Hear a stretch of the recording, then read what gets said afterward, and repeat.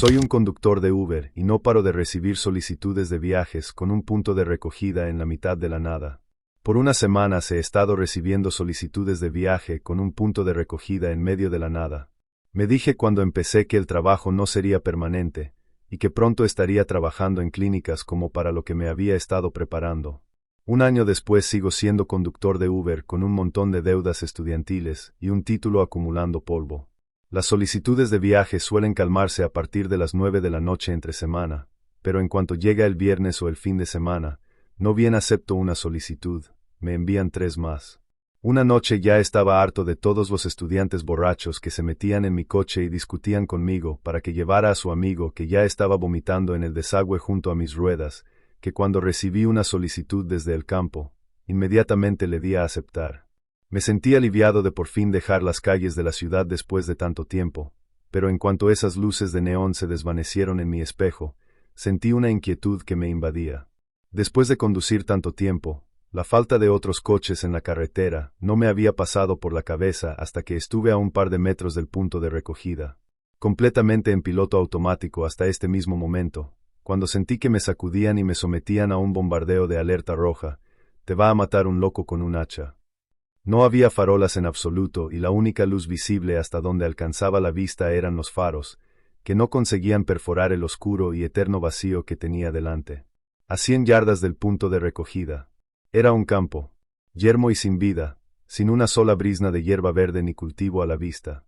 Ni granero, ni tractor, ni vaca, ni oveja, ni nada.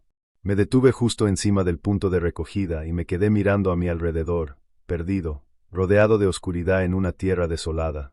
Me quedé allí tamborileando con los dedos en el volante y tarareando la radio, intentando no asustarme, hasta que de repente la puerta del pasajero que estaba detrás de mí se abrió de golpe.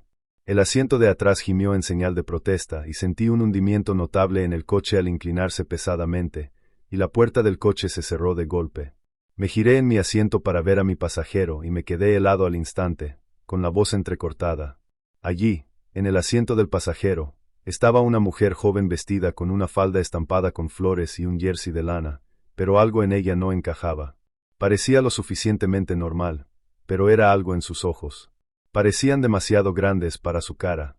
Incluso sus cuencas parecían abultarse casi obligando al hueso a ensancharse, haciendo que la piel de alrededor se estirara de forma desordenada. De acuerdo, no había mucha luz en el coche, aparte de la de mi teléfono, pero juro que sus pupilas parecían ocupar casi la totalidad de sus ojos. Debió de notar mi inquietud, ya que me sonrió con sus labios finos y agrietados y asintió, indicándome que me fuera. Estuvo callada durante todo el trayecto.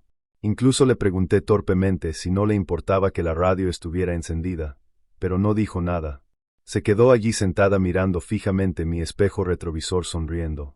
Cuando llegué a su destino, era solo un antiguo parque comercial. Todas las tiendas estaban cerradas o abandonadas, con puertas tapiadas y ventanas rotas. Me detuve en la curva y le dije que pases una buena noche. Ella solo sonrió y abrió tranquilamente la puerta y salió, observándome mientras me marchaba. Todo el incidente me asustó mucho y decidí terminar la noche allí mismo y volver a casa. Sin embargo, a la mañana siguiente, revisé la aplicación y vi que me habían dado una propina por mi último viaje. Flora te dio 50 libras. El viaje en sí costó solo 15 libras, pero yo recibiría 11 libras con 25 peniques después de que Uber se llevara su parte. No podía creer mi suerte y sentí que me caía un peso del pecho al poder pagar el alquiler del mes. Así que durante la semana siguiente continué mis viajes como de costumbre y cuando Flora solicitó un viaje, le di a aceptar, cada vez. Siempre era el mismo punto de recogida y de entrega, y ella siempre hacía lo mismo. Aparcaba en el campo, encendía la radio y esperaba. Ella aparecía de la oscuridad desde la derecha, abría la puerta y se sentaba detrás de mí sonriendo. Llegábamos al parque comercial y ella salía observándome marcharme. 50 libras de propina cada viaje durante 3 viajes a la semana y estaba haciendo caja. Sin embargo, hace unos días, algo cambió. Aparqué en el campo y encendí la radio, y salió Flora con el mismo atuendo que siempre. Esta vez, sin embargo, en lugar de sentarse detrás de mí, se sentó directamente a mi lado. Se había girado para mirarme y no parpadeó ni una vez. Me volví hacia ella y le dije: «Hola Flora, ¿lista para irnos?», y ella asintió, pero justo antes de que me pusiera en marcha, algo de su jersey me llamó la atención. Nunca me había fijado antes, pero en su jersey había una etiqueta con el nombre de Sara. Me había acostumbrado tanto a ella que toda la rareza sobre ella de ese primer viaje se había desvanecido, así que le pregunté, ¿quieres que te llame Flora o Sara? Y señalé la etiqueta con el nombre. No debería haber dicho nada.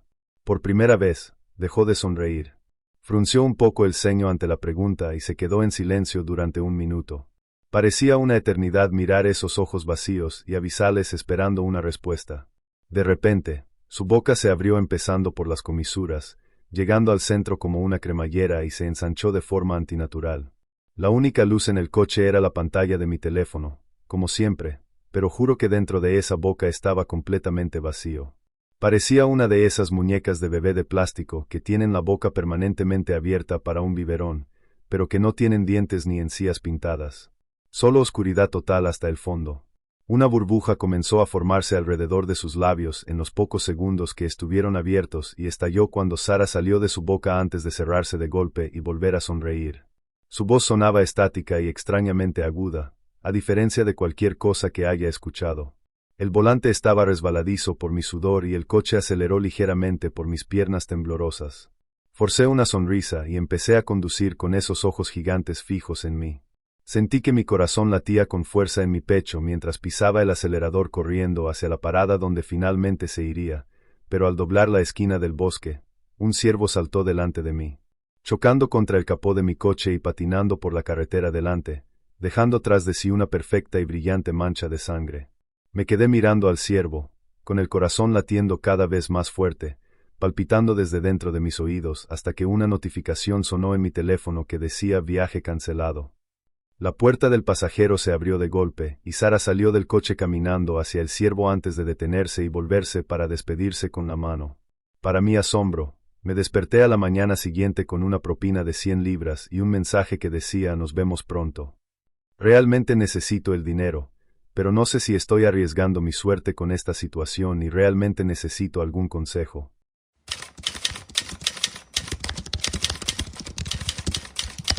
Llevo 15 años conduciendo camiones.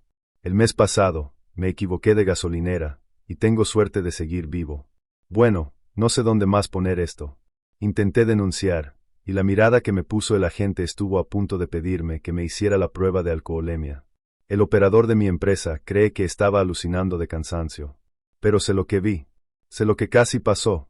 Llevo 15 años conduciendo camiones y he visto cosas raras en el asfalto, pero nada como esto. Así que lo pongo aquí. Una advertencia. Para cualquiera de ustedes que esté haciendo un viaje largo, o incluso para una familia en un viaje por carretera, quedándose hasta altas horas de la noche para llegar a casa de la abuela por la mañana. Si ven este lugar, pisen a fondo y no miren atrás. Si es necesario, se queda sin gasolina. Es mejor que la alternativa. Pasó hace unas 3 semanas. Estaba haciendo una carrera a campo traviesa, transportando un cargamento de productos no perecederos. El tipo de trabajo que se basa más en la resistencia que en cualquier otra cosa. Solo tú, el zumbido del Cummins diésel y la interminable franja de asfalto que se desenrollaba bajo tus luces altas. El tramo de carretera por el que iba estaba notoriamente vacío. Es una zona muerta. Ni una sola señal de radio, ni señal de celular en 100 millas a la redonda. Es el tipo de lugar que te hace sentir como si fueras la última persona en la Tierra, una pequeña cápsula de luz y ruido moviéndose por un vacío infinito y silencioso. Normalmente gestiono bastante bien el combustible. Es algo natural después de tanto tiempo. Pero había estado forzando el combustible, intentando recuperar el tiempo perdido en la báscula. La aguja del indicador de diésel rozaba la E con demasiada cariño.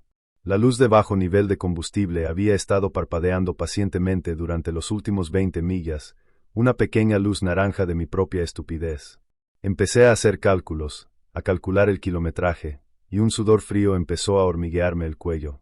Quedarme tirado allí no era solo una molestia, era peligroso. Justo cuando un auténtico nudo de pánico me apretaba el estómago, lo vi. Más adelante, un tenue y enfermizo resplandor amarillo se filtraba en la opresiva oscuridad. No era gran cosa, solo una luz, pero era suficiente. Al acercarme, la silueta se definió. Un pequeño edificio de una sola planta con un tejado bajo y plano y un toldo corto sobre un par de surtidores de gasolina. El letrero era viejo, de esos con letras de plástico que se cambian a mano. Faltaban algunas letras, así que decía algo así como -as y -at. La luz que había visto provenía de una única bombilla fluorescente parpadeante bajo el toldo, que proyectaba sombras largas y danzantes y hacía que todo el lugar pareciera estar bajo el agua.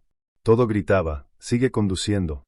La pintura se desprendía de las paredes en largas tiras, como piel quemada por el sol.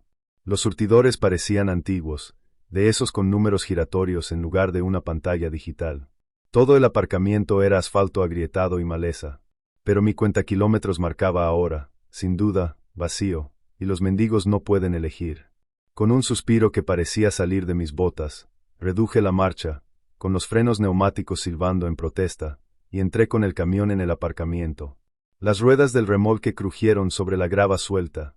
Apagué el motor, y el repentino silencio fue ensordecedor, roto solo por el zumbido de la luz fluorescente y el débil y frenético canto de los grillos. Bajé de la cabina con las piernas entumecidas. El aire era fresco y olía a polvo y lluvia lejana. A través de la sucia ventana de cristal de la gasolinera, pude ver a una persona, una pequeña figura de pie detrás de un mostrador. La campanilla sobre la puerta emitió un tintineo débil y metálico al empujarla para abrirla. El interior olía a café rancio, polvo y algo más, algo vagamente metálico y dulce, como a monedas viejas. Los estantes estaban casi vacíos. Unas cuantas latas polvorientas de café de marcas desconocidas, una estantería de patatas fritas desteñidas por el sol, una nevera portátil que zumbaba con fuerza pero que parecía contener solo sombras. La única persona allí era una anciana. Era diminuta, casi como un pájaro, con una nube de pelo fino y blanco y un rostro que parecía un mapa de carreteras lleno de arrugas. Llevaba un vestido descolorido con estampado floral y una rebeca gris ajustada sobre los hombros, aunque no hacía frío dentro. En cuanto entré, levantó la cabeza de golpe y una oleada de lo que solo puedo describir como un profundo alivio inundó su rostro. «Oh, gracias al cielo», dijo con la voz fina y áspera, como hojas secas deslizándose por el pavimento. Se llevó una mano temblorosa al pecho. «Me asustaste, pero me alegro mucho de verte. Me pongo muy nerviosa aquí sola por la noche». Le hice un gesto que esperaba fuera tranquilizador. «No hay problema, señora. Solo necesito llenar los tanques». «Claro, claro», dijo, con la mirada, sorprendentemente aguda y clara en su rostro arrugado, fija en la ventana y de nuevo en mí. «Es solo que, el silencio, ¿sabes? Se hace mucho ruido aquí afuera cuando estás sola». Lo entendí. De verdad. La soledad de la carretera tiene su propia personalidad. «Te entiendo», dije, sacando mi tarjeta de la empresa. «Hay un largo trecho entre pueblos en este tramo». «¿Verdad que es?», susurró, con la mirada fija en mí. «Un largo, largo camino. ¿Vas al este o al oeste, querida?». La pregunta era bastante normal. Charla informal de gasolinera. Pero la intensidad de su mirada era un poco apagada. «Al este», dije. «Tengo un cargamento para la costa». «La costa», repitió, casi soñando. «Es un viaje largo. Un viaje muy largo. Debes de cansarte muchísimo». «Es parte del trabajo», me encogí de hombros. Golpeé la tarjeta en el mostrador. «Puedo prepagar, digamos, 200 en el primer surtidor». No se movió para coger la tarjeta. Me miraba fijamente, con la cabeza ligeramente ladeada. «¿Volverás pronto?» «Antes de llegar a la ciudad». Bueno, esto se estaba poniendo raro. Probablemente no. Solo quiero recorrer todos los kilómetros que pueda antes de que amanezca. «Entonces, ¿de verdad nadie te espera?», preguntó, bajando un poco la voz. «¿Nadie te espera en un motel ni nada parecido? Estás, aquí afuera. Sola». La forma en que dijo sola me dio un escalofrío. Era una afirmación. Una observación. Sentí un repentino e inexplicable deseo de mentir, de decirle que mi esposa me esperaba al teléfono, que mi operadora me estaba siguiendo. Pero las palabras se me atascaron en la garganta. Solo quería cargar combustible e irme. «Así es», dije, con la voz un poco más tensa de lo que pretendía. «Solo yo y la carretera. El surtidor, señora». Finalmente parpadeó, un movimiento lento y pausado, y una leve sonrisa se dibujó en sus labios. «Claro, querida. Disculpa. Estoy divagando». Tomó la tarjeta y la pasó por la vieja máquina, con sus dedos nudosos moviéndose a un ritmo lento y pausado. Mientras la máquina procesaba, la campanilla sobre la puerta volvió a sonar. Me giré. Había entrado un hombre. Era alto y delgado, con esa piel curtida y curtida que se adquiere tras una vida a la intemperie. Llevaba una camisa de franela sucia y vaqueros desgastados. No me miró, simplemente dejó que sus ojos vagaran por los estantes vacíos, con una extraña mirada hambrienta en el rostro. Caminaba con una ligera cojera, sus botas rozando silenciosamente el suelo de linóleo. Se acercó al mostrador, parándose a pocos metros de mí, y se inclinó hacia la anciana. Seguía sin reparar en mi presencia. Era como si fuera un mueble. ¿Ha llegado algo?, preguntó con voz grave y ronca. La sonrisa de la anciana se tensó. Me devolvió la tarjeta, pero sus ojos estaban fijos en él. Todavía no, dijo, con un tono diferente. Era formal. Más fría. Sigo esperando.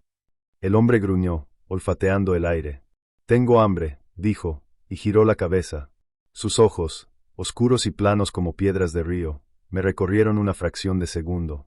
Estaban completamente desprovistos de emoción. Luego volvió a mirar a la mujer. ¿Hay carne fresca? Se me heló la sangre. La frase flotaba en el aire polvoriento, espesa y grasienta. Tenía que ser una broma. Algún tipo de jerga local. Quizás vendían cecina de ciervo, o eran cazadores. Tenía que ser eso. Mi mente cansada estaba haciendo conexiones que no existían. La anciana no se inmutó. Me hizo un pequeño gesto, casi imperceptible, con la cabeza. Estaba casi de espaldas a ella, pero lo vi en el reflejo de la mugrienta puerta de la nevera. Hay carne fresca en camino, dijo en un murmullo bajo. Solo ten paciencia. El hombre volvió a gruñir, esta vez de satisfacción, y se dio la vuelta y salió. La campana anunció su partida. Me quedé allí un segundo, con el corazón latiéndome con fuerza. Carne fresca en camino. Un camionero. Dirigiéndose al este. Nadie lo esperaba. Solo. Tu surtidor está listo, querida, dijo la anciana, recuperando ese tono dulce y delicado. Fue como si hubiera pulsado un interruptor. No podía salir de allí lo suficientemente rápido. Gracias, murmuré, dándome la vuelta y empujando la puerta con tanta fuerza que la campana resonó contra el cristal. El aire nocturno me sentó bien, pero no me quitó la repentina y viscosa sensación de miedo que me había cubierto la piel. Intenté quitármela de encima. Estaba cansada. Exagerando. Solo eran lugareños raros con un sentido del humor peculiar. Me acerqué al surtidor, desenrosqué los tapones de los depósitos y agarré la pesada boquilla del diésel. Mientras estaba allí, con el surtidor funcionando a toda velocidad, mis ojos escudriñaban la oscuridad. Mi camioneta era el único vehículo en el aparcamiento delantero. Pero mis sentidos estaban en alerta máxima, y notaba cosas que mi mente cansada había filtrado inicialmente. Dejé que mi mirada vagara más allá de la estación, hacia la oscura zona de grava que había detrás. Y entonces la vi. Escondida entre las sombras, casi perfectamente oculta de la carretera, había una camioneta. Era un modelo antiguo, destartalado, con un guardabarros desparejado y una pintura opaca y oxidada. Tenía las luces apagadas. Simplemente estaba allí, en silencio, esperando. A medida que mis ojos se acostumbraban a la penumbra, me di cuenta de que había alguien al volante, una silueta contra el cielo nocturno, un poco menos negro. Una punzada de inquietud se convirtió en una alarma en mi cabeza. ¿Por qué aparcar ahí atrás? ¿Por qué sin luces? Entonces, mientras observaba, otro vehículo se detuvo. No venía de la autopista. Parecía materializarse de un camino de tierra que bordeaba la gasolinera. Otra camioneta destartalada, esta vez azul oscuro, aunque era difícil distinguirla con la penumbra. Avanzó tan silenciosamente como la primera, el motor apenas retumbó antes de apagarse. Aparcó justo al lado de la primera, también en la sombra, también con las luces apagadas. Dos hombres salieron de esta, moviéndose con una determinación silenciosa que era todo menos casual. No entraron en la gasolinera. Simplemente se apoyaron en su camioneta y esperaron, con los rostros oscurecidos por la oscuridad. Sentí como si estuviera viendo una escena de una película en la que no quería estar. Las piezas empezaron a encajar con una certeza metálica y aterradora. El surtidor se apagó, el depósito lleno. Me temblaban las manos mientras colgaba la boquilla y volvía a enroscar el tapón. Mi mente iba a 1000 por hora. Tenía que salir de allí. Ya. Ni siquiera me molesté en llenar el segundo depósito. Al diablo con el dinero. Cada segundo que pasaba aquí parecía una vida prestada a crédito que no tenía. Prácticamente corrí de vuelta a mi taxi, con mis botas crujiendo en el terrible silencio. Mantuve la vista fija en la estación, esperando que alguien saliera o que los chicos de las camionetas caminaran hacia mí. Pero no pasó nada. Justo cuando mi mano llegó a la manija de la puerta de mi camioneta, la puerta de la estación se abrió. Era la anciana. Sostenía un vaso de poliestireno humeante. «¡Ay, Dios mío! Te olvidaste de esto», gritó, con ese mismo tono frágil y de abuela. Pero ahora me sonaba grotesco, una máscara. Empezó a caminar hacia mí, paso lento y arrastrando los pies. Preparé una cafetera recién hecha. Te veías tan cansada que pensé que te vendría bien. Invita a la casa. Un pequeño detalle para mantenerte despierta en ese largo viaje. Todo mi cuerpo gritaba no. Cada instinto, cada fibra primaria de mi ser, me pedía que subiera al taxi, cerrara la puerta con llave y tocara la bocina hasta que se me rompiera la mano. Pero me quedé paralizada. Si me negaba, ¿qué pasaría entonces? ¿Dejarían de fingir? ¿Saldrían de entre las sombras los hombres de los camiones? La farsa, por débil que fuera, parecía lo único que me mantenía con vida en ese momento. Seguirle el juego podría ganarme unos preciosos segundos. Se acercó a mí, con la mano temblorosa mientras me ofrecía la taza. ¿O era que temblaba? Mirando más de cerca, su mano estaba firme como una roca. Era la taza la que vibraba con el chapoteo del líquido caliente. Sus ojos, esos ojos penetrantes y claros, estaban fijos en los míos. No eran amables. Estaban expectantes. «Toma esto», insistió, bajando la voz hasta casi un susurro. «Te ayudará. Necesitas descansar». Tomé la taza. Su piel estaba fría y seca como el papel donde sus dedos rozaban los míos. «Gracias, señora», logré decir con dificultad. Las palabras se sentían como ceniza en mi boca. «De nada, querida», dijo, recuperando esa leve sonrisa. «Conduce con cuidado». Se dio la vuelta y regresó arrastrando los pies a la estación, desapareciendo dentro. No esperé a ver cerrarse la puerta. Subí a toda prisa a mi taxi, cerré la puerta de golpe y eché el seguro. Mi corazón era un pájaro salvaje latiendo contra mis costillas. Metí la llave en el contacto y el motor diésel rugió, rompiendo el silencio de la noche. La taza de café estaba en el portavasos, irradiando un calor artificial y repugnante. No me atreví a derramarla. No me atreví a tirarla por la ventana. Simplemente la dejé allí, símbolo de lo cerca que había estado. Metí la camioneta en marcha y salí de aquel terreno destrozado, con las llantas escupiendo grava. No miré la gasolinera por el retrovisor. Miré el retrovisor que apuntaba hacia la parte trasera. Al incorporarme a la autopista, dos faros delanteros se encendieron en la oscuridad tras el edificio. Salieron tras de mí, formando una formación a unos 400 metros de distancia. No aceleraron. No hicieron señales. Simplemente me siguieron. Dos camionetas destartaladas, las compañeras silenciosas de esta pesadilla. Se me heló la sangre. Era el final. La cacería había comenzado. Pisé el acelerador a fondo. El camión crujió, cogiendo velocidad lentamente. 60, 70, 80. La estaba llevando mucho más allá del límite de seguridad. El remolque se balanceaba ligeramente detrás de mí. Pero cada vez que miraba por el retrovisor, los dos juegos de faros seguían ahí, manteniendo la distancia, dos pares de ojos depredadores en la oscuridad. Agarré mi teléfono. Tal como sospechaba. Sin señal. Estaba total y absolutamente solo. Las siguientes horas fueron la forma más pura de terror que he conocido. No era un miedo de película de terror, un susto repentino. Era un horror psicológico lento y demoledor. La carretera se extendía, un vacío negro interminable. No había otros coches. No había salidas. No había señales de civilización. Solo yo, mi motor rugiente y los dos juegos de luces detrás de mí. Me estaban guiando. Lo sabía. Eran pacientes. Conocían este tramo de carretera. Sabían que no tenía a dónde ir. Solo estaban esperando. Esperando a que cometiera un error. Esperando a que perdiera el control. Oh, si su plan original había funcionado. Esperando a que la droga del café hiciera efecto y les hiciera el trabajo. Miré la taza, que seguía allí. Me imaginé a mí mismo sintiéndome somnoliento, con los párpados como plomo, deteniéndome en el arcén. Negué con la cabeza con fuerza, forzando la imagen a salir. Mi mente repasaba escenarios. ¿Qué querían? ¿El camión? ¿La carga? No. Las palabras del hombre resonaban en mi cabeza. Carne fresca. No se trataba de mi camión. Se trataba de mí. Pensé en frenar a fondo, intentando que chocaran contra mi remolque. Pero se mantenían a distancia, y si la plataforma se doblaba, sería un blanco fácil, atrapado en un accidente. Pensé en llamarlos por radio, pero ¿qué les diría? ¿Y si respondían?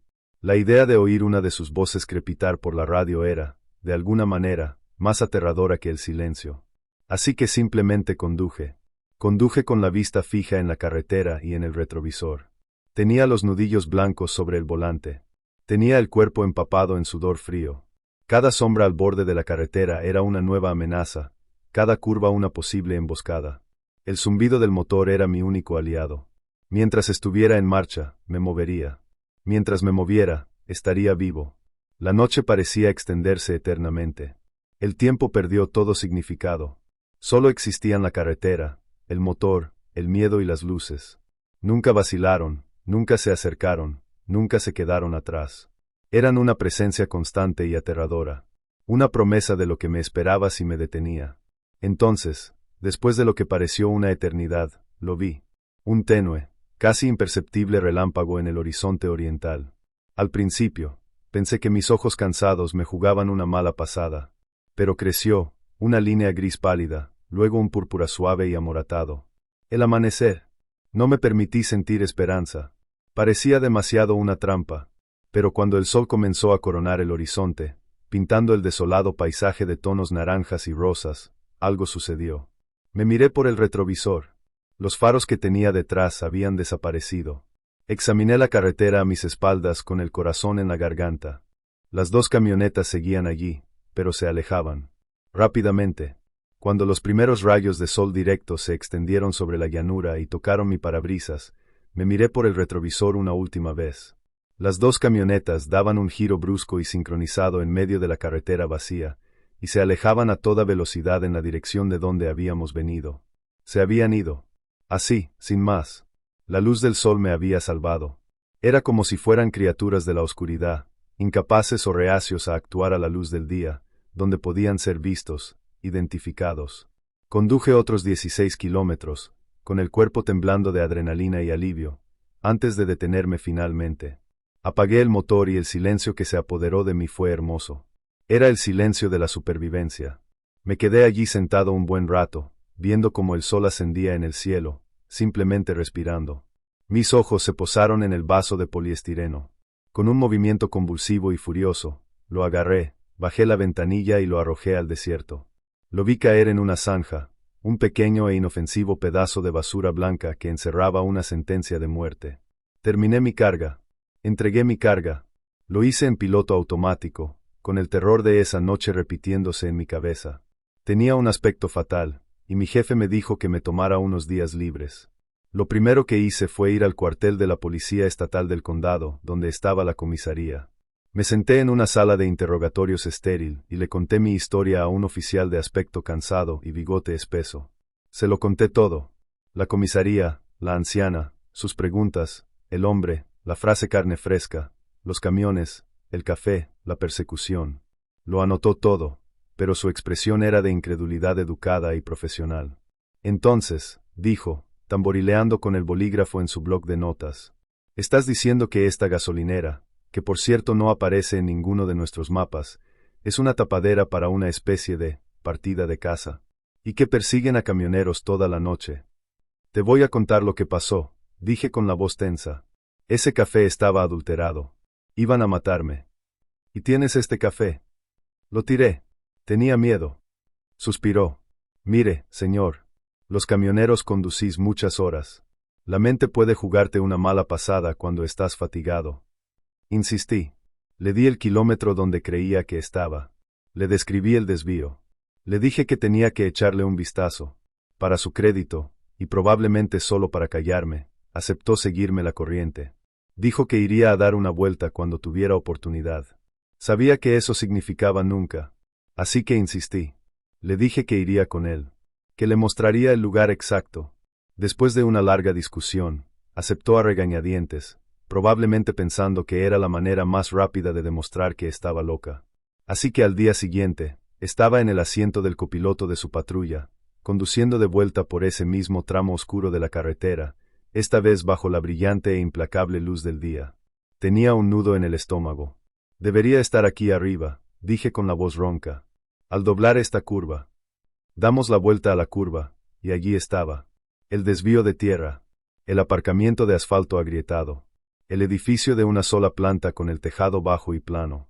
¿Ves? Dije, con una oleada de reivindicación invadiéndome. Te lo dije. El agente no dijo nada. Simplemente metió la patrulla en el aparcamiento y la puso en marcha. Ambos salimos. El edificio estaba allí. Pero no era una gasolinera. Era un desguace. Una cáscara. Las ventanas estaban tapiadas por dentro, cubiertas de telarañas y mugre. La puerta colgaba de una bisagra, cerrada por un candado oxidado. El letrero que decía _as y _at era solo un marco de metal oxidado, sin plástico hacía tiempo. Los surtidores estaban allí, pero eran restos esqueléticos, con las mangueras podridas, las carcasas metálicas marcadas por el óxido y el tiempo. Me acerqué y miré el dial. Estaba completamente oxidado. Estas cosas no habían bombeado ni un galón de combustible en 30 años. ¿Es esto?, preguntó el agente con voz monótona. Me acerqué al edificio y miré por una rendija de la ventana tapiada. Esperaba ver los estantes polvorientos, el mostrador, la nevera. No había nada. El interior estaba completamente vacío. Era una habitación vacía. Suelo de tablas de madera, paneles de yeso desmoronados. Sin mostrador. Sin estantes. Sin cableado para una nevera. Había una gruesa capa de polvo en el suelo, completamente intacta. Sin huellas. Ninguna señal de que alguien hubiera estado dentro durante décadas. Era un fantasma. Un escenario vacío. Revisamos la grava detrás del edificio. Había algunas huellas de neumáticos viejas y descoloridas, pero nada reciente. Nada indicaba que 2 camionetas pesadas hubieran estado estacionadas allí apenas unas noches antes. El oficial me miró. La incredulidad cortés había desaparecido. Ahora solo era lástima. Vámonos, hijo, dijo con dulzura. No podía hablar. Me quedé allí, mirando el edificio hueco, los surtidores vacíos, el terreno silencioso y soleado. Era real. Lo sabía. La mujer, el café, el terror. Pero la evidencia había desaparecido, borrada por la luz del día. Era una trampa que se materializó en la oscuridad y se desvaneció con el amanecer. Una red tendida para los solitarios, los aislados, aquellos a quienes nadie echaría de menos ni un día o dos. No sé qué son. Monstruos, oportunistas, algo intermedio. Pero están ahí fuera. Y tienen un sistema. Conocen las carreteras vacías, las zonas muertas. Montan su escenario y esperan. Así que esta es mi advertencia. A todos los que recorren los caminos solitarios de noche. Si van sin gasolina y ven una luz parpadeante a lo lejos, un lugar que parece demasiado bueno para ser verdad, probablemente lo sea. No se detengan. Les digo que es mejor quedarse varado. Es mejor quedarse sin gasolina y esperar a que salga el sol. Porque si llegan a esa gasolinera y una anciana frágil les dice lo asustada que está de estar sola, deben entender que son ustedes quienes deberían tener miedo. Ustedes son la razón por la que ya no está sola. Ustedes son la carne fresca. Y los cazadores esperan justo fuera de la vista. Mi carro captó una señal perdida. Una noche estaba manejando, bien lejos de todo, por una zona de silencio total. La monotonía de la carretera y la estática de la radio de mi carro me adormecieron, y los ojos se me cerraban cada vez más. Estaba mirando las estrellas con los ojos caídos, cuando un sonido ensordecedor que venía de la radio me reventó los oídos. Una cacofonía de gritos humanos. Un montón de gente, pidiendo ayuda. Me orillé a un lado de la carretera, totalmente desprevenido. Justo como llegó, se acabó, dejándome casi en silencio mientras la radio zumbaba suavemente. Esa noche me fui a mi casa, y ahí tirado, sin poder dormir, me puse a pensar en lo que había pasado. Me preguntaba si había captado una señal perdida de alguien que necesitaba ayuda. Al día siguiente volví al lugar, guiado por los gritos que salían de la radio. Fui preparado por si alguien por ahí estaba herido. También me llevé una radio portátil decidido a seguir la señal hasta su origen. Y así lo hice. La seguí mientras se hacía más y más fuerte, hasta que llegué a su origen. Un agujero enorme en el suelo, como un cráter. Podía escuchar llantos suaves que venían de adentro. Horrorizado, supe que alguien estaba herido ahí abajo. Tenía que ayudarlos. Así que até una cuerda a un árbol cercano y empecé a bajar. La cueva estaba húmeda y mojada, goteaba agua del techo. El aire estaba lleno de un olor metálico, como a monedas oxidadas. Una brisa recorría la cueva, llevando consigo una sinfonía orquestal de agonía. Empecé a caminar más adentro cuando pisé algo que hizo clink.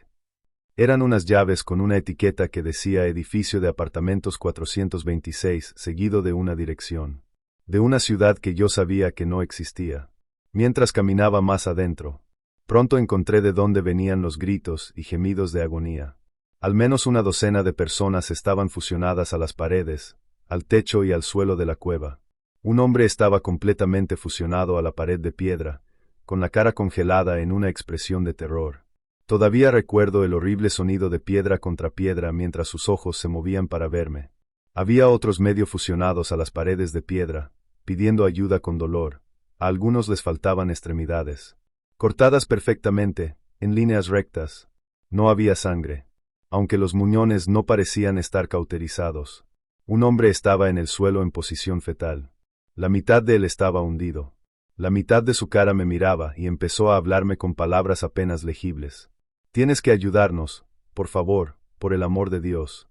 Por favor. Sus murmullos de dolor se convirtieron rápidamente en gritos frenéticos. Mi esposa, ¿dónde está mi esposa? Tienes que ayudarla. Tienes que salvarla. Cuando se cayó de nuevo, la voz de una mujer gritó un nombre desde las profundidades de la cueva. Cuando él la escuchó, ambos estallaron en lamentos agonizantes. Era el sonido de dos personas a las que les habían arrebatado la última pizca de esperanza. Un sollozo de dolor animal que resonaba en las paredes de la caverna. Me largué de ahí y llamé a la policía. Los guardabosques me encontraron en el agujero y me dijeron que la policía les había pasado la situación a ellos. La cueva había estado en silencio durante las últimas 2 horas mientras esperaba que llegaran. Bajaron un rato, antes de volver a subir y, con tono frustrado, anunciaron que no había nadie ahí abajo. Sugirieron que me había inventado toda la situación o que me lo había imaginado todo. Mientras me escoltaban fuera del bosque y hasta mi carro, me dijeron que me fuera y que nunca volviera. Dijeron que me arrestarían si me volvían a ver. Pero mientras estoy aquí sentado escribiendo esto, sé que no me lo pude haber inventado, porque todavía tengo las llaves.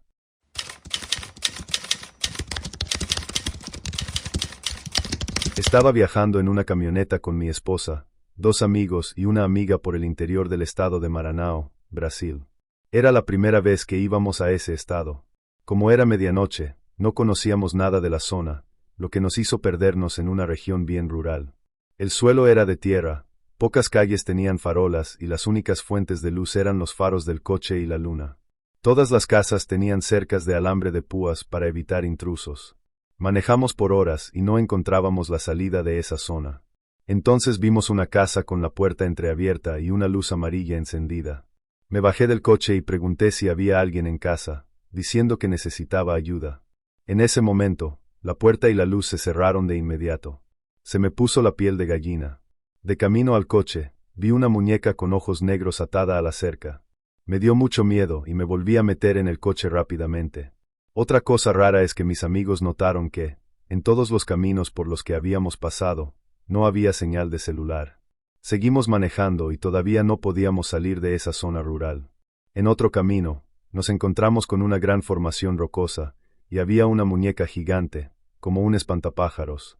Lo más raro era que parecía ser la misma muñeca que habíamos visto antes, pero ahora mucho más grande.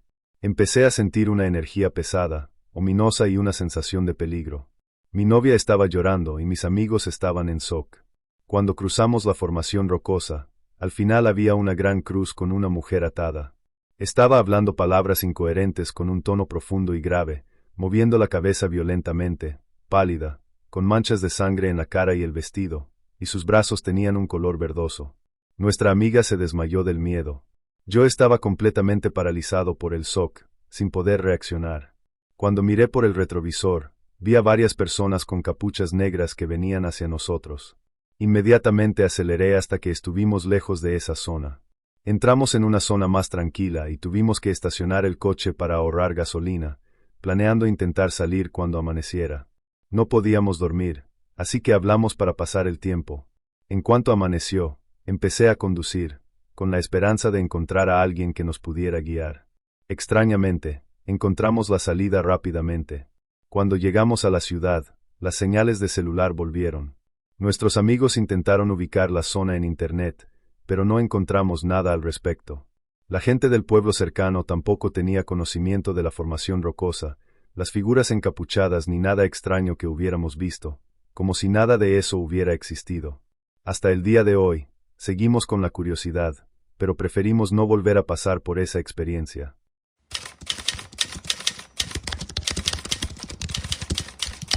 Se suponía que era una parada de tráfico rutinaria. Todavía no puedo explicar qué pasó después.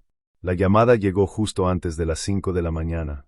Es el lapso de tiempo muerto en el que el turno de noche empieza a convencerse de que casi ha terminado, pero el sol aún no se ha ganado el derecho a salir.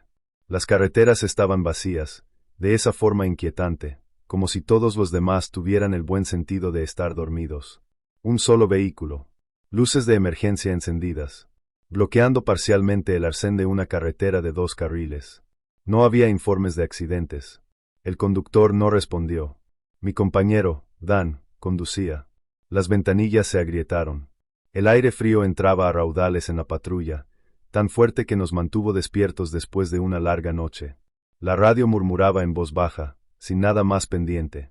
Hablamos solo por hablar. Medio bromas, medio quejas, cualquier cosa para que el silencio no se apoderara de nosotros. Probablemente alguien se desmayó, dijo Dan. Borracho o drogado. O fingiendo serlo, dije. Me miró y sonrió con suficiencia. Siempre asumes lo peor. No respondí. A esa hora, lo peor suele asumirte. Vimos el coche a 1,5 kilómetros de la carretera. No había otros vehículos. No había casas cerca. Solo árboles apretujándose a ambos lados de la carretera, con ramas arqueándose como si estuvieran escuchando. Dan redujo la velocidad de la patrulla y se detuvo detrás. El reloj del tablero marcaba las 4:53 de la mañana. Recuerdo esa hora exactamente, porque recuerdo haber pensado que estábamos lo suficientemente cerca del final del turno como para que esto fuera rápido. Un golpe en la ventana. Tal vez una grúa. Me equivoqué. Dan no era nuevo en el trabajo. Llevaba más tiempo en la calle que yo. Más que la mayoría. El tipo de policía cuyo nombre la gente reconocía, no porque fuera ruidoso o amable, sino porque siempre estaba presente cuando las cosas se complicaban. Era competente, seguro de sí mismo. Se sentía cómodo, como solo se consigue después de años de huir de situaciones que no se debían. Nos habían emparejado por rotación. Temporal, en teoría. En realidad, era como si nos hubieran dado la sombra de otra persona y nos hubieran dicho que nos las arregláramos. Dan no daba explicaciones. No hacía falta. Se movía con la soltura de quien ya sabía cómo iría la parada antes de que nos detuviéramos. Eso era lo que me molestaba. No es que rompiera el protocolo, sino que sabía que partes se podían doblar sin consecuencias. Apagó las luces delanteras cuando nos detuvimos detrás del sedán. Lo seguí, la grava crujiendo bajo nuestras botas. El aire era cortante, tan frío que picaba. El sedán permaneció inmóvil, con las luces de emergencia encendidas en la oscuridad. Dan se sentó al lado del conductor sin preguntar. Me acomodé, abriendo un poco más el paso. Quédate atrás, dijo en voz baja, sin darse la vuelta. Déjame despertarlo. Así no se hacían las cosas. No con un conductor que no respondía. No en una carretera oscura y sin refuerzos. Pero Dan ya estaba llamando a la puerta. Firme. Controlado. 2 golpes fuertes contra el cristal. Nada.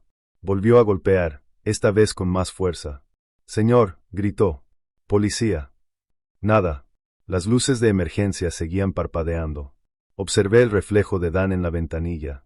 Su rostro estaba tranquilo, concentrado, casi paciente, como si esperara algo. Dan volvió a golpear. Con más fuerza. Me acerqué al lado del copiloto. El sonido resonó demasiado fuerte en la carretera vacía. Por un segundo, no pasó nada. Entonces, la figura en el asiento del conductor se movió. El hombre estaba desplomado hacia atrás, con la cabeza apoyada en el asiento y la barbilla levantada como si estuviera dormido con la boca ligeramente abierta. Cuando se movió, fue lento y deliberado, como si su cuerpo tuviera que recordar cómo. Se sentó erguido. Vi sus ojos de inmediato. Estaban demasiado abiertos. No parpadeaban. No enfocaban. Solo miraban fijamente a través del parabrisas, como si mirara más allá de la carretera, más allá de los árboles, más allá de nosotros. Algo andaba mal con ellos. Al principio, pensé que era el resplandor, el ángulo, la poca luz. Pero a medida que mis ojos se acostumbraban, lo vi con claridad. Sus pupilas estaban nubladas, la oscuridad absorbida por una neblina lechosa. Tal vez tejido cicatricial, grueso y desigual, como si algo hubiera estado cicatrizando sobre sus ojos durante mucho tiempo. La sangre seca se aferraba a las comisuras, formando una costra cerca de los lagrimales. Unas finas líneas corrían por sus mejillas, lo suficientemente viejas como para haberse oscurecido, como si hubiera llorado sangre y luego, simplemente, se hubiera detenido. No giró la cabeza, no reaccionó al golpe, no miró a Dan ni a mí. Simplemente miraba al frente, respirando superficialmente, con el pecho apenas moviéndose. «Señor», dijo Dan con voz firme, profesional. «¿Me oye?» Sin respuesta, me acerqué más, intentando ver la mirada del hombre desde otro ángulo. Nada cambió. Ningún seguimiento. Ningún pestañeo. No nos miraba a través de nosotros. No miraba a nada. «Dan», dije en voz baja, «creo que estás ciego». Dan no respondió de inmediato. Se acercó al cristal, mirando hacia adentro, estudiando el rostro del hombre como si fuera un objeto. Sin urgencia. Sin sorpresa. «Tal vez», dijo. «O tal vez no quiere mirarnos». Eso no era broma. Eso tampoco fue preocupación. El conductor entreabrió los labios. Por un segundo, pensé que iba a hablar. Me incliné, acercando instintivamente la oreja a la ventana entreabierta. En cambio, apretó la mandíbula. Su respiración se entrecortó, y entonces susurró algo tan bajo que casi me lo pierdo. «No a Dan. No a mí». Solo, en voz alta. Los labios del hombre volvieron a moverse. Esta vez, salió un sonido. Salió de él en un torrente rápido y sin aliento. Demasiado rápido para captarlo, las sílabas chocando como si temiera reducir la velocidad. «Trusim. Trusim trus». Me incliné más cerca, intentando atraparlo. «¿Qué?», pregunté. «Señor, ¿qué dijo?». No se detuvo. Las palabras, o lo que fueran, seguían saliendo a borbotones, entrecortadas y urgentes, una fundiéndose con la otra. Sin pausas, sin espacio que las separara. Miré a Dan. «¿Qué está diciendo?». Dan se apartó de la puerta, enderezándose. Su rostro permaneció neutral, pero sus ojos se posaron en mí solo un segundo más de lo necesario. «Nada», dijo. «Probablemente esté drogado». La respiración del hombre se volvió más agitada, los sonidos se le escapaban. «Trusim, trus». Me puso los pelos de punta, no porque lo entendiera, sino porque parecía dirigido. Como si los sonidos fueran dirigidos, aunque no lo fueran. Busqué la radio. «Despacho, tenemos un conductor que…». El hombre respiró hondo de repente, una exhalación aguda, como si hubiera estado conteniendo la respiración demasiado tiempo. Giró la cabeza. No eran sus ojos, solo su cara. «Hacia mí». «Trusim», dijo con fuerza una última vez. Luego se puso rígido. Abrimos la puerta sin mucha resistencia. Dan metió la mano primero, apagó el motor y puso el coche en marcha. El conductor no se resistió cuando le dijimos que saliera.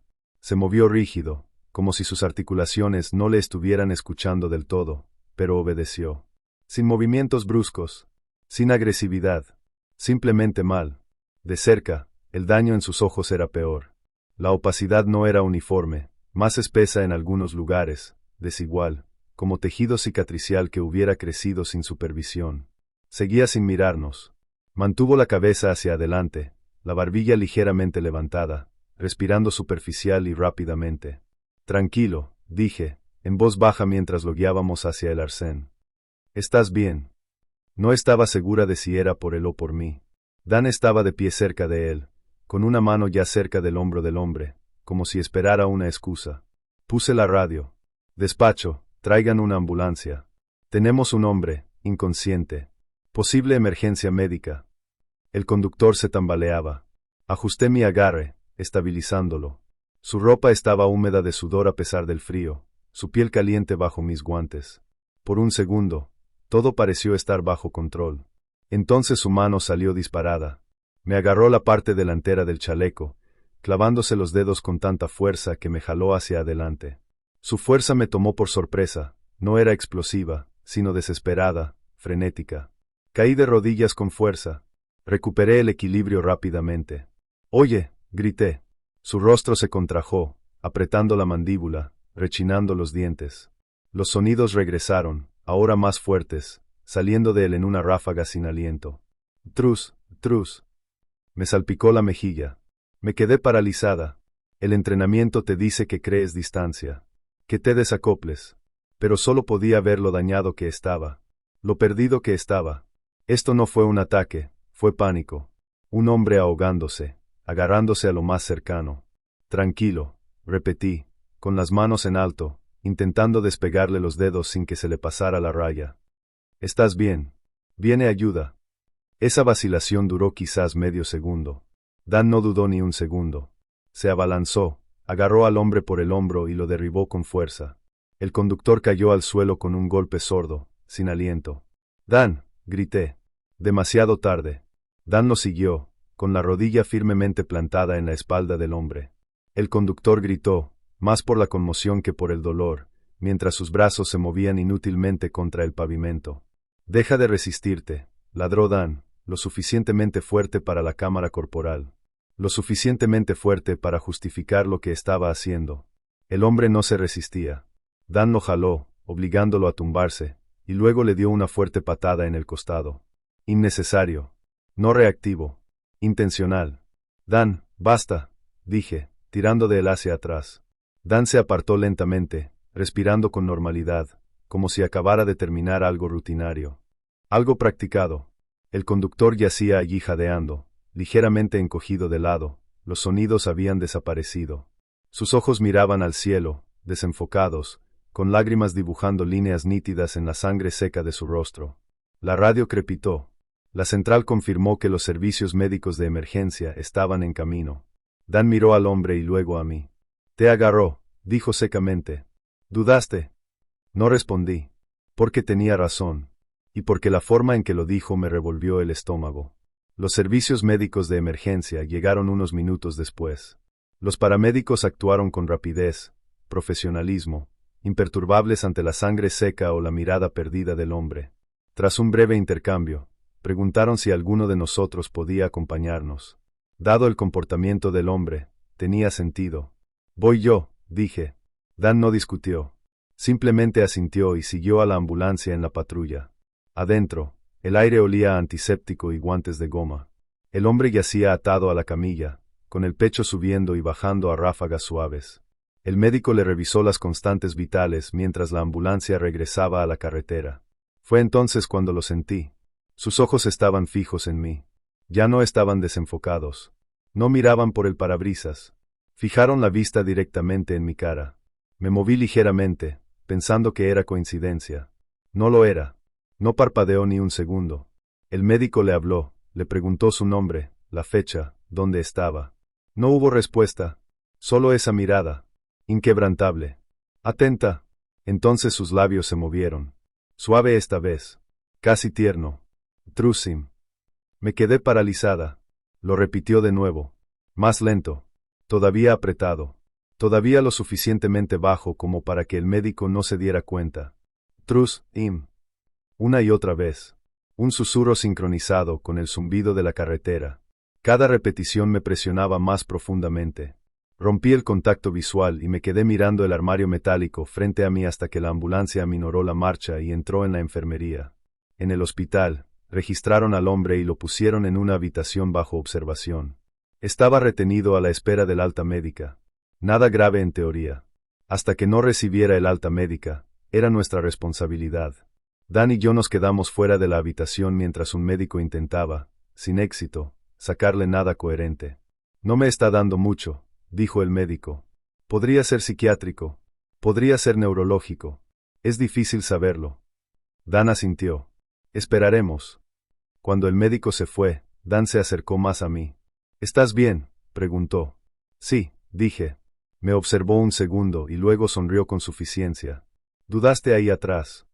No quería hacerle daño. Dan se encogió de hombros. Así es como la gente se lastima. Ahí estaba. Otra vez. Ese sutil empujón. «Cuídame», añadió en voz baja. Es todo lo que pido. No era la primera vez que decía algo así.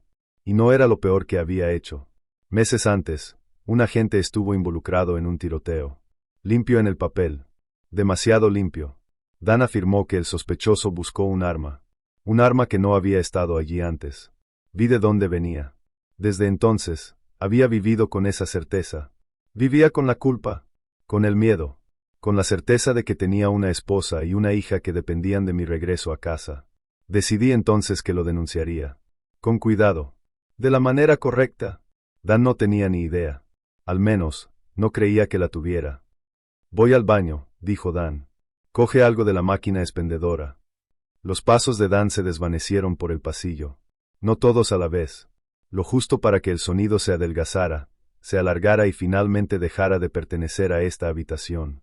Fue entonces cuando el hombre se incorporó. Sin esfuerzo. Sin previo aviso. En un momento estaba recostado contra el colchón, al siguiente con la columna recta, los hombros rectos, las ataduras apretadas en las muñecas. Me quedé mirando. Tuve que obligarte a prestar atención, dijo. Las palabras fueron tranquilas, elevadas, colocadas con cuidado, como si cada una importara. Abrí la boca. No salió nada. Si no, me habrías adelantado, continuó. Hombres como tú siempre. Ves gente todos los días y nunca la ves realmente. Sentí el pulso en los oídos. Así que te detuve. La habitación se sentía más pequeña. Yo mismo lo llamé, dijo. Elegí el camino. Elegí la hora. Esperé. Mis pensamientos se dispersaron.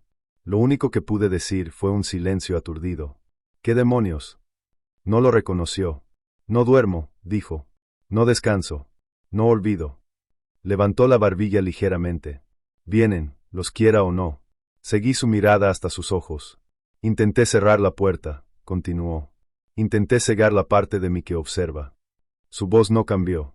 Los quemé. Los corté. Dejé que cicatrizaran.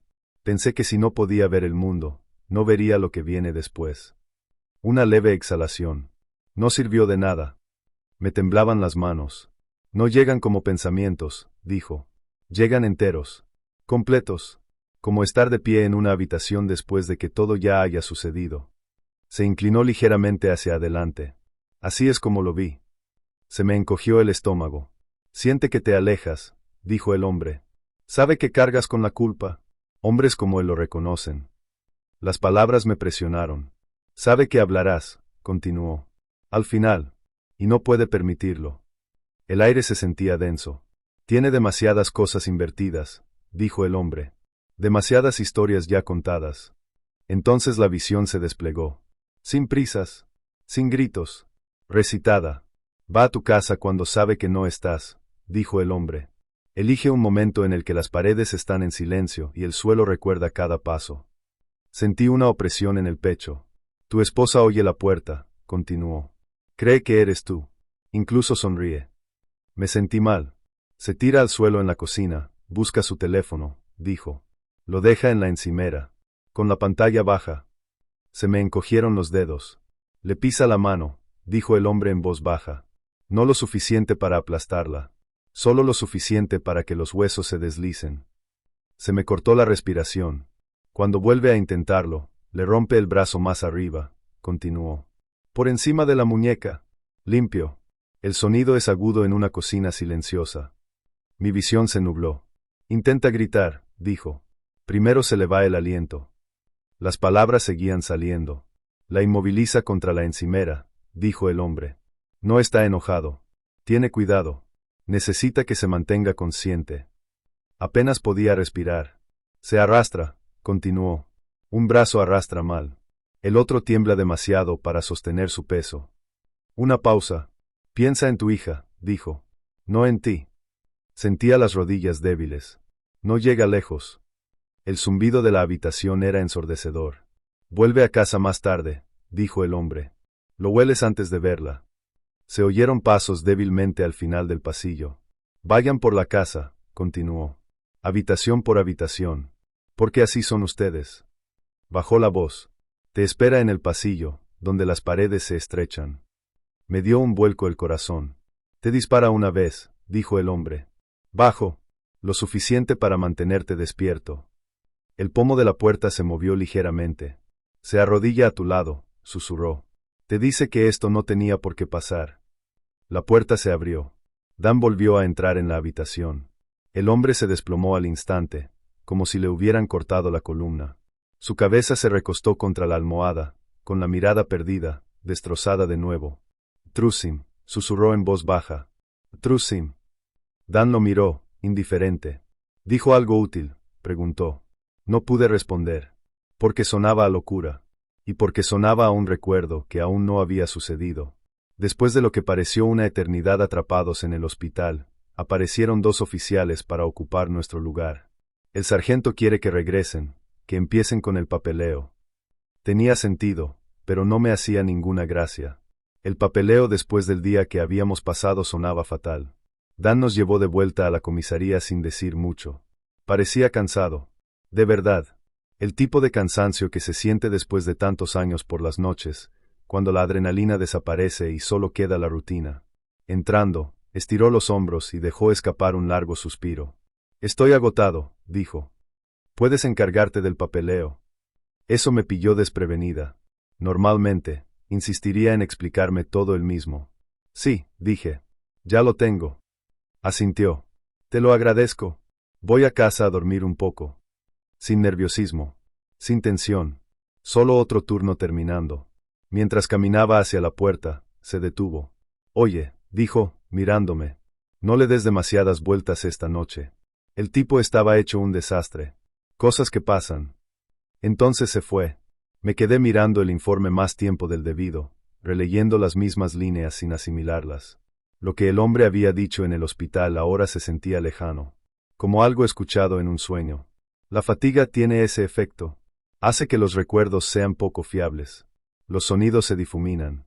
El significado se desvanece. Para cuando la luz exterior empezó a atenuarse, me di cuenta de que aún no me había quitado la sensación del pecho. Así que abrí la cámara corporal. Me dije a mí mismo que solo estaba siendo minucioso. Al principio, el audio era confuso. Ruido de la carretera. Respiración. Estática. Cuando el hombre habló, todavía sonaba apresurado, entrecortado. Exactamente como lo recordaba. Casi. Aislé el clip. Lo ralenticé. Y ahí estaba. No confíes en él. Lo volví a reproducir a velocidad normal. Esta vez estaba seguro.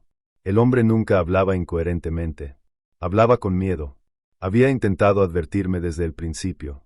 Me recosté, consciente de repente de cuánto tiempo había estado despierto. Qué fácil sería convencerme de que estaba exagerando, atando cabos que no encajaban. Aún así, la sensación no desaparecía. Lo volví a reproducir a velocidad normal. Esta vez estaba seguro. El hombre nunca hablaba incoherentemente. Hablaba con miedo. Había intentado advertirme desde el principio. Llamé a mi esposa. Contestó mientras se movía por la casa, con voz normal, distraída. Oye, dijo, ¿estás viva? Apenas, dije. Oye, puede que suene tonto, pero pueden ir a casa de su hermana esta noche. Se rió levemente. ¿Qué? ¿Por qué? No lo sé, dije. Solo necesito que confíes en mí. Hubo una pausa. No era miedo. Solo confusión. Vale, dijo. Es raro, pero vale. Colgó el teléfono mientras cogía una bolsa. Me quedé al teléfono, escuchando los sonidos de nuestra casa. Armarios abriéndose. Pasos. Cosas familiares y reconfortantes. Estoy cargando el coche, dijo. Espera. La puerta trasera se abrió. Entonces dejó de hablar. ¿Qué? Pregunté. Creí oír algo, dijo. Afuera. Sentí una opresión en el pecho. ¿Qué clase de algo? No sé, dijo. Como los cubos de basura. Me puse de pie. No salgas, dije. Ya lo estoy haciendo, respondió con naturalidad. Tranquilo. Oí el crujido de la grava. El raspado del plástico. Entonces se rió. Mapache, dijo. Uno grande. Salió corriendo cuando abrí la puerta. Solté un suspiro lento. Me asusté un segundo, añadió. Bueno, nos vamos. Pasó un momento. El motor arrancó. Estoy saliendo de la entrada ahora mismo, cariño. Por favor, dime qué pasa. Antes de que pudiera hablar, empezó a hablar de nuevo. Dijo. ¿Qué? Creo que acabo de ver a tu compañero. Se me encogió el estómago. ¿Qué quieres decir? Un coche me pasó volando, dijo. Estoy bastante segura de que era Dan. ¿Hacia dónde iba?, pregunté. No lo sé, dijo. Nos pasó justo cuando salíamos. Pasó rápido. Un momento. Parecía enfadado, añadió, casi sin darle importancia. Cerré los ojos. Vete, no te detengas, dije. Pero mi voz no sonaba bien. La obligué a quedarse al teléfono conmigo todo el tiempo. Llegaron a casa de su hermana antes de que oscureciera. A salvo. Solo entonces me di cuenta de todo el peso. Dan había salido de la comisaría cansado. Dan había pasado por delante de mi casa. Dan no había llamado. Solicité que una unidad fuera a casa de mi cuñada y cuidara de mi familia. Sigo en mi escritorio mientras escribo esto. En unos minutos, subiré a contarles todo a mis supervisores. El tiroteo. Las imágenes. La verdad sobre Dan. No sé qué pasa después. Solo sé esto. Si me hubiera ido a casa después de esta montaña de papeleo, si hubiera ignorado una advertencia que sonaba a agotamiento y locura, mi esposa y mi hija no estarían durmiendo en casa de su hermana esta noche. Y no estaría aquí sentado, intentando explicar esto antes de que alguien más tenga la oportunidad de contar mi historia por mí.